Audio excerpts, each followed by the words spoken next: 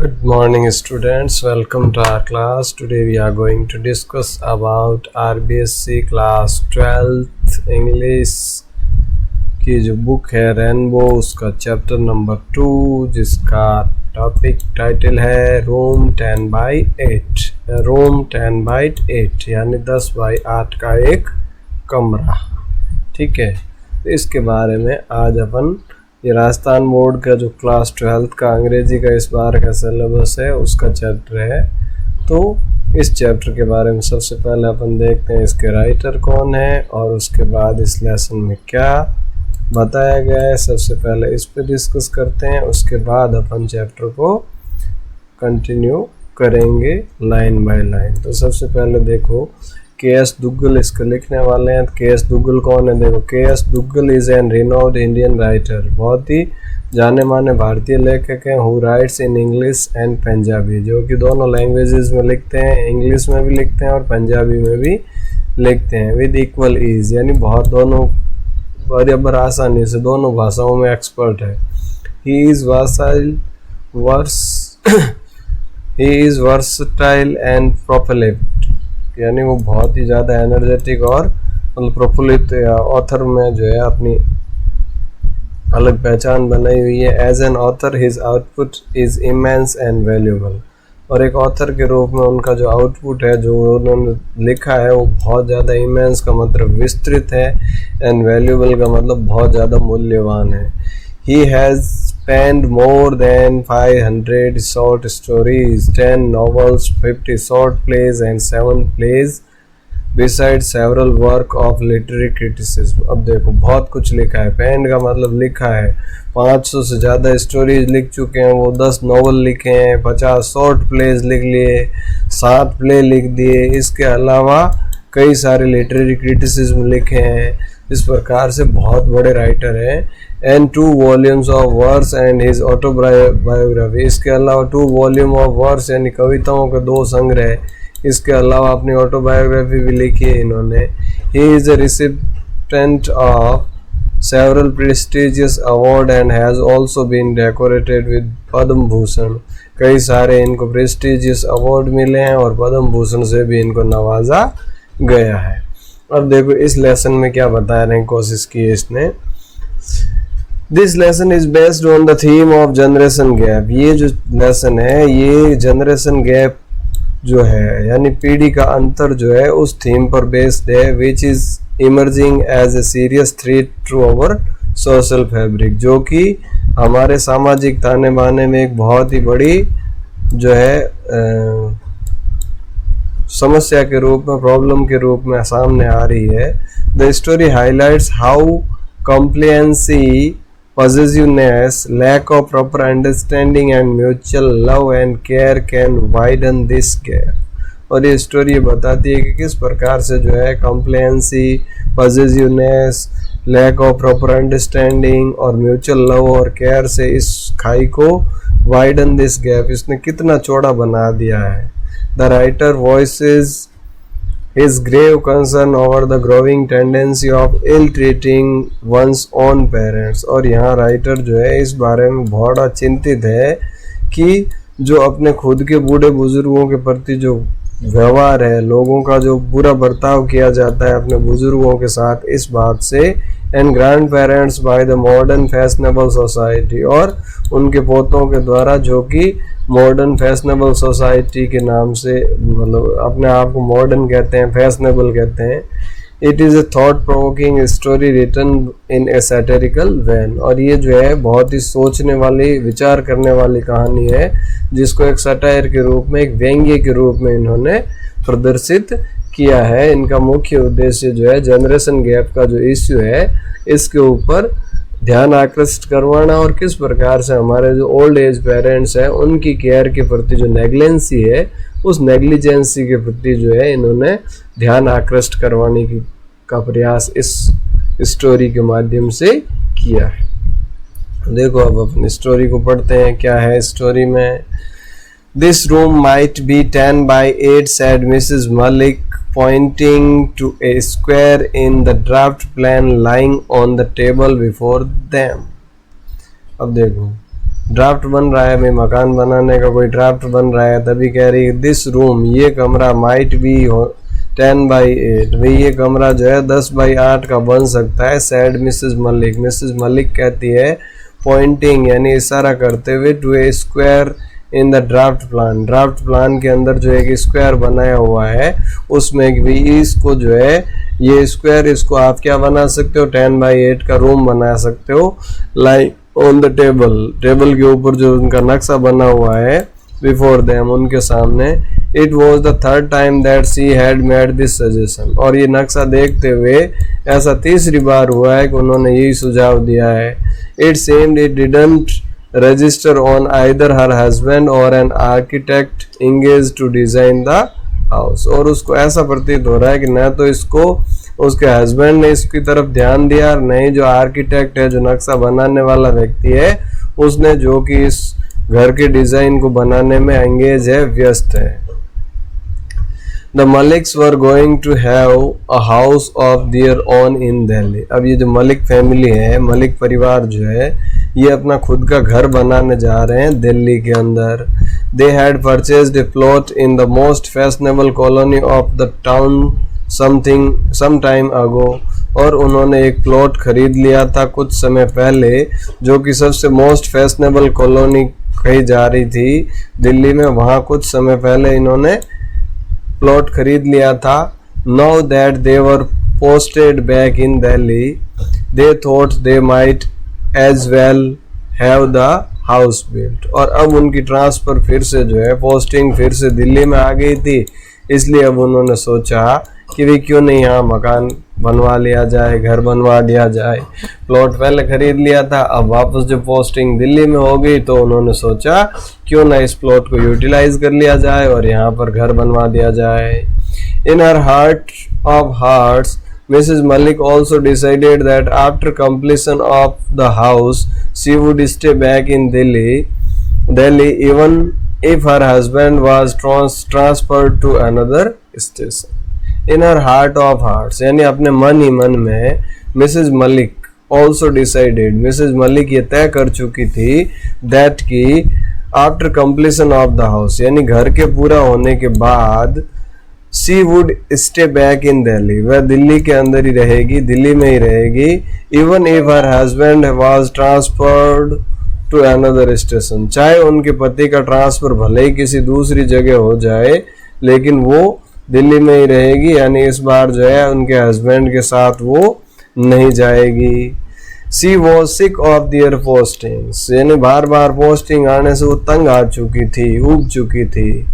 Every other year they were moved to a new place, हर दूसरे साल उनको दूसरी नई जगह जाना पड़ता था। Now that the children were grown up, और अब बच्चे भी बड़े हो गए थे, it was not desirable to shift them from school to school, अब ये बात भी अच्छी नहीं थी कि उनको एक स्कूल से दूसरे स्कूल जो है बदला जाए, बच्चों के स्कूल भी बार बार बदलना ठीक नहीं था। मिसेस मलिक said, और मिसेस मलिक ने कहा, if he must, mister Malik could go all alone, अब अगर जाना ही पड़ेगा तो मिस्टर मलिक अकेले चले जाएंगे। She would settle down permanently in Delhi with the children, और वो परमानेंटली दिल्ली में ही जो है सेटल हो जाएगी अपने बच्चों के साथ। She would have her mother-in-law for company, और अपने साथ के लिए, अपनी कंपनी के लिए वो अपनी मदर इन लॉ यानी सासू माँ को बुला लेगी। Mr Malik had no objection to it, और मिस्टर मलिक को भी इस बात में कोई ऑब्जेक्शन या आपत्ति नहीं थी। भी बार बार हर दूसरे साल पोस्टिंग आ रही थी, बच्चे बड़े हो रहे थे, उनकी पढ़ाई भी हर दूसरे साल स्कूल बदलना कोई अच्छी बात नहीं थी। तो ये सोच के कि भाई यहाँ घर बना लेंगे, और घर बनने के बाद मिसेस मलिक और बच्चे यहीं रहेंगे, और ज़रूरत पड़ी तो मिसेस मलिक अपनी सासू माँ को बुला लेंगे, और अगली ट्रांसफ़र हुई तो मिस्टर मलिक अकेले ही उस ट्रांसफर्ड प्लेस पे जाएंगे, बाकी वाले यहीं रहेंगे।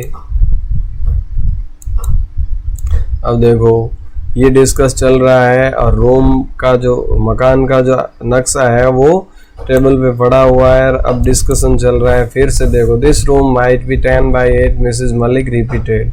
अब मिसेस मलिक ने फिर से रिपीट किया कि ये कमरा 10/8 का बन सकता है। हर husband was attending to a telephone call at the adjacent room, और उनके हस्बैंड जो है टेलीफोन कॉल पे बात कर रहे हैं जो पास का कमरा है उससे जुड़ा हुआ उससे। But this is a store, the architect explain to Mrs Malik. लेकिन अब आर्किटेक्ट कह रहा है मैडम ये तो स्टोर है, आप जिस रूम की बात कर रहे हो ये रूम नहीं, ये तो स्टोर है। Yes but I thought it could be my mother in law's room and after her it might be used as a store room. अब वो क्या, हाँ मुझे पता है, लेकिन ये मेरी मदर इन लॉ यानी सासू माँ के लिए कमरा बन सकता है, और उनके जाने के बाद इसको क्या बना लेंगे, स्टोर रूम बना लेंगे। देख लो क्या सोच रखी है। एक भी सासू माँ साथ आएगी तो ये जो स्टोर है इसको थोड़ा सा बड़ा बनवा लेते हैं 10x8 का, ताकि जब तक सासू माँ जिंदा रहेगी तब तक वो इस रूम में रह लेगी, और जैसे ही वो चली जाएगी इसको स्टोर में बदल दिया जाएगा। The architect didn't seem to understand, और आर्किटेक्ट जो है शायद उसको ये बात समझ में नहीं आई। He looked puzzled by Mrs Malik's observation, और वो मिसेस मलिक के ऑब्जर्वेशन से थोड़ा कंफ्यूज हो गया कि भाई अपने पेरेंट्स के प्रति, अपनी मदर इन लॉ के प्रति कैसे विचार रख रही है। फिर वो कह रही है आई मीन, यानी मेरे कहने का मतलब है माई mother in law could use the room for the present. अब ये कह रही है मेरे कहने का मतलब ये है कि भाई अभी के लिए मेरी मदर इन लॉ जो है वो इस रूम का उपयोग कर लेगी। As you know she is old and infirm, और जैसा कि आप जानते हो कि वो क्या है, बूढ़ी है और बीमार भी रहती है।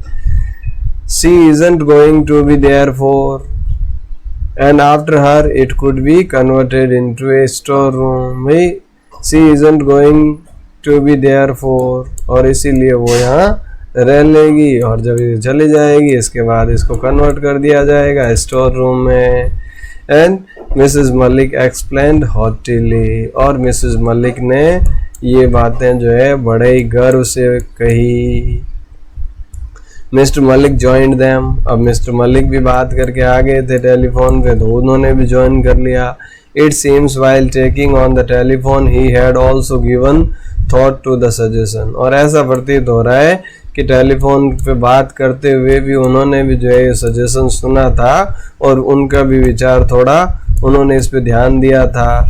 ही too was of the opinion that the store should be a little bigger, और उनकी भी यही राय थी कि घर में अगर स्टोर बने तो वो थोड़ा बड़ा होना चाहिए। It is always better to have a commodities store room so that one can move about the trunks more freely, और ये हमेशा से ही अच्छा रहता है कि थोड़ा सा कमोडीज स्टोर रूम हो, थोड़ा बड़ा हो, ताकि कोई भी व्यक्ति जो है जब जो भी स्टोर में ट्रंक्स वगैरह रखा जाए उनमें इधर उधर घूम सके। Then it is also more convenient to keep it tidy, और इसके साथ साथ जब बड़ा रूम होगा तो इसको साफ रखना भी आसान रहेगा, सुविधाजनक रहेगा। तो इसलिए मिस्टर मलिक भी ये चाहते थे कि भाई स्टोर रूम जो बने वो थोड़ा बड़ा होना चाहिए। It was decided that the room adjacent to the kitchen should be 10x8, और ये अब तय कर लिया गया कि भाई किचन के पास का जो एडजेसेंट वाला, किचन के जो चिपकता वाला रूम है उसकी साइज क्या होगी, 10x8 होगी। The courtyard would be a little narrower but that didn't matter much, अब इससे थोड़ा सा कोर्टयार्ड जो है, जो गलियारा है, जो चौक जो है वो थोड़ा छोटा हो जाएगा, लेकिन इस बात की कोई ज़्यादा चिंता वाली बात नहीं थी कि कोई बात नहीं थोड़ा छोटा हो जाए तो कोई नहीं चलेगा। All the rest had already been provided for and the plan was submitted for approval to the corporation। अब इसके अलावा सारी चीज़ें पहले सारी चीज़ें की जा चुकी थी, और अब ये प्लान कंप्लीट होने के बाद इसको सबमिट करवा दिया गया अप्रूवल के लिए कॉरपोरेशन में, यानी जो भी नगर निगम या नगर परिषद या जो वहाँ का कॉरपोरेशन था वहाँ पर कॉरपोरेशन में जमा करवा दिया कि भाई आप जो है इस नक्शा का मकान हम बनाना चाह रहे हैं, तो आप हमें मकान बनाने की परमिशन दीजिए। Mrs Malik took an untiring interest in the construction of house, और मिसेस मलिक ने बहुत ज़्यादा इंटरेस्ट लिया, अनटायरिंग यानी नहीं थकने वाला इंटरेस्ट लिया कंस्ट्रक्शन ऑफ हाउस, घर के निर्माण में। जब घर बन रहा था तो बनाने में उन्होंने बहुत मेहनत की। She would be in standing at the side with her umbrella through out the day, और उसको पूरे दिन अम्ब्रेला लिए हुए, छाता लिए हुए और साइट पर देखा जा सकता था। शी सुपरवाइज्ड एवरी डिटेल, वो हर एक चीज़ पर ध्यान रखती थी। At times she would give a hand to the mason and others, और कभी कभार तो वो कारीगर को मदद भी कर देती थी, जो चीज़ चाहिए वो दे देती थी। She was the first to arrive at the construction site and left after everyone had gone away.